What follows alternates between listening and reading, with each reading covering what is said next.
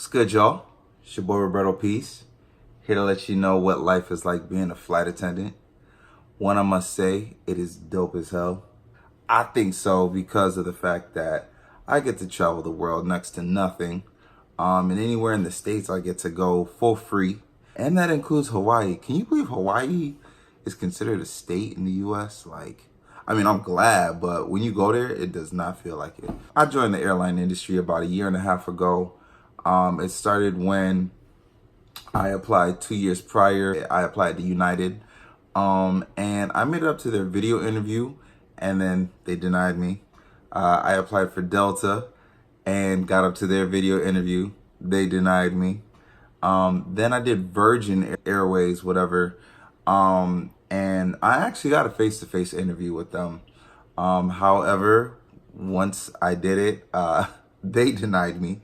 But to be honest, I'm kind of glad that I didn't go there, only because of the fact that one, they were forcing you to move from where you lived if you didn't live in San Fran, LA, or New York City. And on top of that, it's just like, listen, the airline I'm working for, yo, we popping. We popping. Give us a few more years. Woo. But anyways, so I applied to the airline that I currently work at. And that's because actually one of my good friends, Claudia, we met at the Virgin Airways interview. And she was telling me how she was going to apply for the airline that we work at. She was like, yeah, I applied and I'm about to go to training. So I was like, oh, nice. She's like, yeah, man, you need to apply. And I'm like, okay, can't hurt. So, I go apply. I will say, depending on, it doesn't even matter, but mostly for most airlines, you do the application online. Do it as soon as it comes out, because let me tell you, people always be lollygagging and like, oh yeah, I'm going to do it. Come the last day, they forget about it. And then the window closes. And let me tell you, because a lot of my friends, they always like, yo, I want to be a flight attendant. I want to be a flight attendant. How do I do it? How do I apply? Then come time when it comes to applying, well, I don't know. Listen, get your facts straight and know if you want to be a flight attendant or not. Because I'm telling you right now, that window is small. And if you miss your chance, it might be a while. But either way, I did my application January 3rd. And then a few days later, they sent me the assessment. I did that assessment, and I must have done good enough to get a video interview. I actually think with my video interview, I don't think I did really well. I answered all the questions, but I felt like I repeated myself on one of the questions that was asked prior. And also, funny story, I actually had to do my video interview twice because during the first time I did the video interview, it froze. So I had to call them back and be like, hey, can you please resend it to me? I feel like I didn't do the best that I could, and like it just froze on me.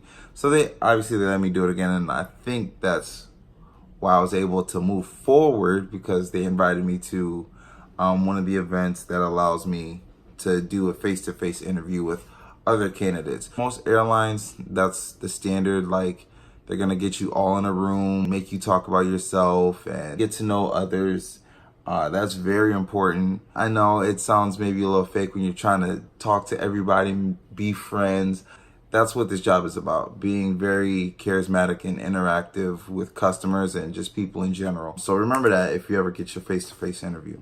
So back to what I was saying. I get to my face-to-face interview in, I think it was March. So I go to the interview. They got us all in the room.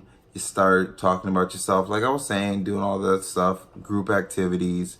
Then they have a interview with you, and then they have a debrief where you talk to someone. They pull some information from you. So I did that, and I felt a little nervous inside. Like I was like, okay, I've already applied to 3 other airlines and got turned down. So now here's this one. Am I ready for another no? Am I gonna get a yes? And I was just saying to myself, if this doesn't happen, maybe it's not meant for me to be a flight attendant, And it was something that I really wanted to do, just because I've always wanted to be a flight attendant in ways.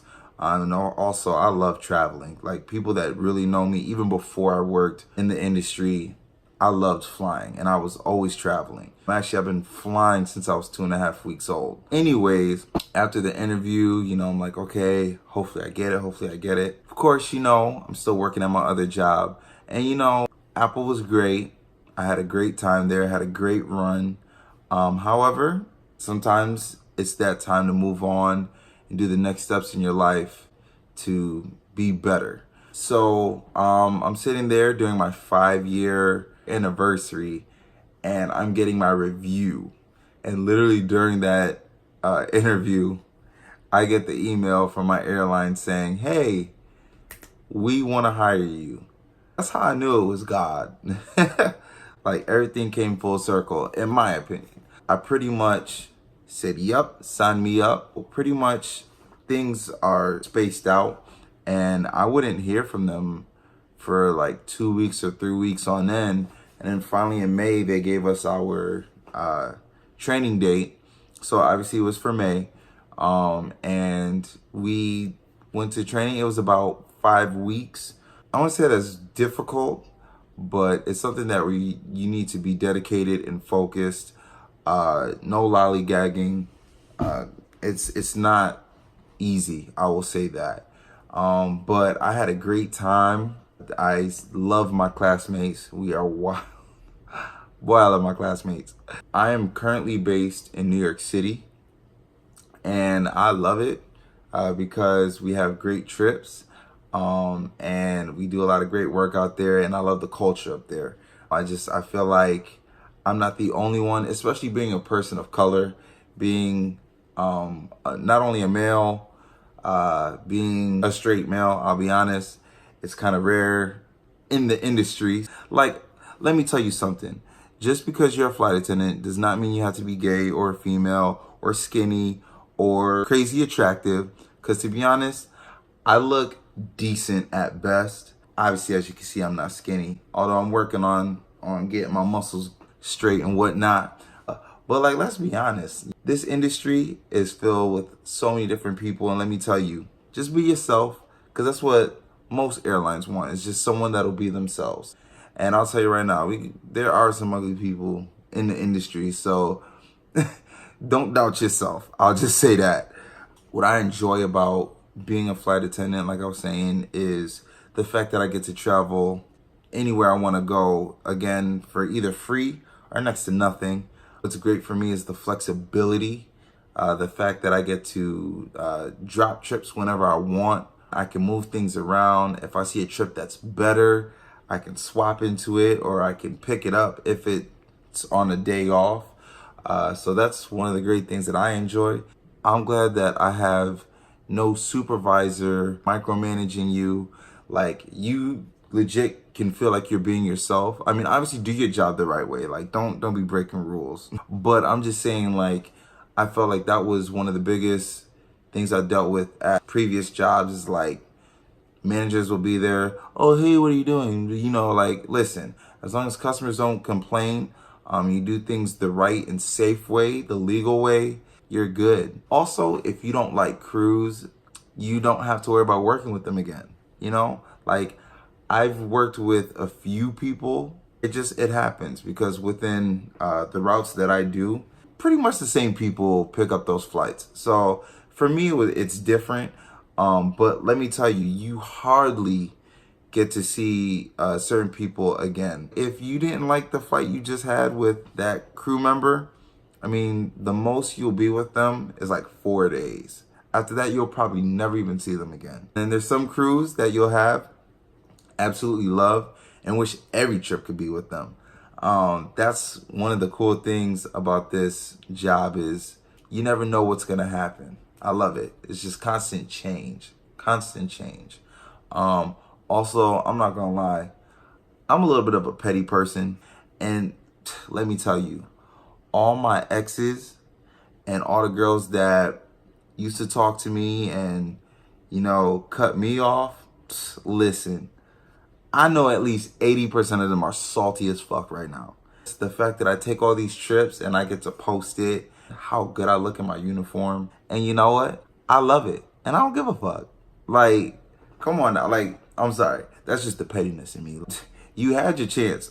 This could have been us, but you blew it. I will say that a difficult part about the job is dating can be a little bit difficult, just because I'm always on the go.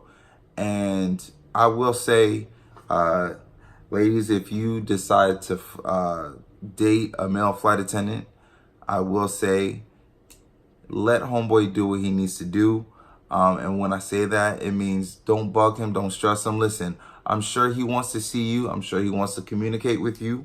However, he does have a job. And if he is based somewhere else than where you live, just remember, like, he'll make time for you, hopefully. If he ain't no fuckboy, like, he'll come see you, and he'll see you often, because he'll make that time and he'll make that effort if he really likes you. But if he's got to work and get that money, let him work and get that money. I guess you could say the opposite for the guys too. Like, listen, if you are dating a female that's in the airline industry, like, don't worry. We aren't all hoes. I will say that. I'm not saying that we aren't. I'm just saying that all of us are. I ain't even gonna go there. I will say this though. Starting out being a flight attendant is not easy, especially that pay. That pay is caca. Because let me tell you, when you first start, you're either not working a lot and getting enough hours. Pay isn't as good, depending on what airline. With some of the legacy airlines, which is United, Delta, and American, obviously they're the highest paid. Starting out, they get paid the most. But for other airlines, they're not paid as high as they are.